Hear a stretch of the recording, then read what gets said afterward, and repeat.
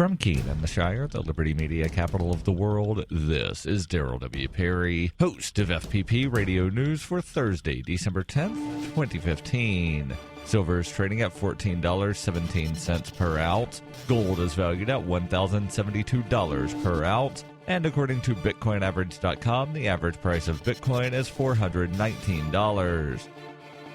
Antiwar.com reports, though the Iraqi military is continuing to insist they're achieving a quick sweeping victory over the Islamic State in the Anbar province capital of Ramadi, Secretary of Defense Ash Carter suggested they would likely need help from another U.S. escalation to finish the job. Carter told the Senate Armed Services Committee that the U.S. was prepared to send attack helicopters as well as to embed advisor ground troops into Iraqi units invading the city if Prime Minister Haider Abadi approves of such moves. Such approval would be difficult for Abadi to grant as he is facing growing disquiet from the number of ground troops already present in Iraq, and the military's claim to have everything in hand, despite likely being bluster, would make it difficult to justify the move. On Tuesday, Iraq's military claimed to have captured 60% of the city and pledged to have the rest in short order. The reports on Wednesday have not suggested much new territory taken and have emphasized celebrations by the troops over the territory already gained.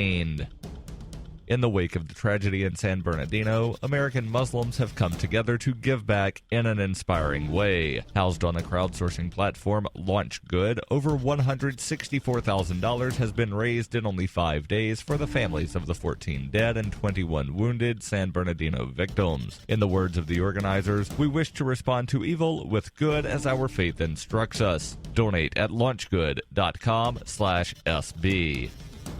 Reuters reports a U.S. federal judge dismissed a request by Texas shortly after it was filed on Wednesday seeking a restraining order to block the imminent entry into the state of 9 Syrian refugees, saying the evidence presented was largely speculative hearsay. This is the second attempt by the government of Texas to seek immediate court help to halt the refugees, with Texas saying the U.S. government had not met its legal obligation to consult with local officials about the resettlement. The Texas action came after the U.S. Republican presidential frontrunner Donald Trump touched off a global firestorm by saying that Muslims should be denied entry into the United States. The results of this case could determine whether the governors of more than 30 states will be able to go through with plans to bar local resettlement of Syrian refugees. A previous attempt for a temporary restraining order was dropped last week by the Texas government. The move came hours after the U.S. Justice Department filed a brief at the U.S. District Court in Dallas saying the federal government and not the states sets U.S. policy on immigration. After the November 13th attacks in Paris, for which the group the Islamic State claimed responsibility, Texas Governor Greg Abbott was one of the first governors to seek to block on security grounds the resettlement of Syrians into his state. For nearly 40 years, Roberts & Roberts Brokerage has been a trusted source for buying and selling precious metals like gold and silver. They also take Bitcoin for precious metal purchases and have permanently removed the minimum purchase amount for all orders paid in the digital currency. Call Roberts & Roberts today for knowledgeable advice on buying and selling precious metals and a forward-thinking approach to new technologies. 800-874-9760 or visit online at rrbi.co.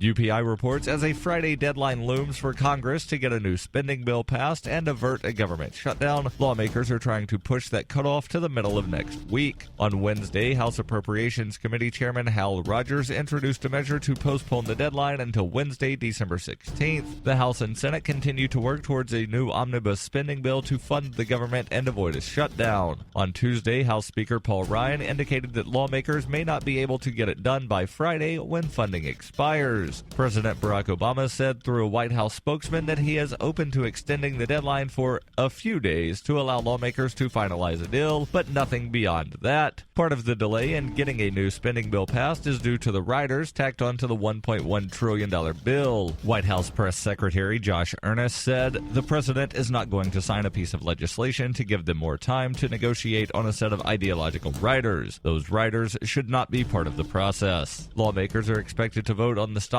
measure Friday, just hours before the midnight deadline. Congress was supposed to depart on their annual holiday break on Friday, but passage of the spending bill might require lawmakers to delay their travel plans by a few days. This has been FPP Radio News, online at fppradio.com.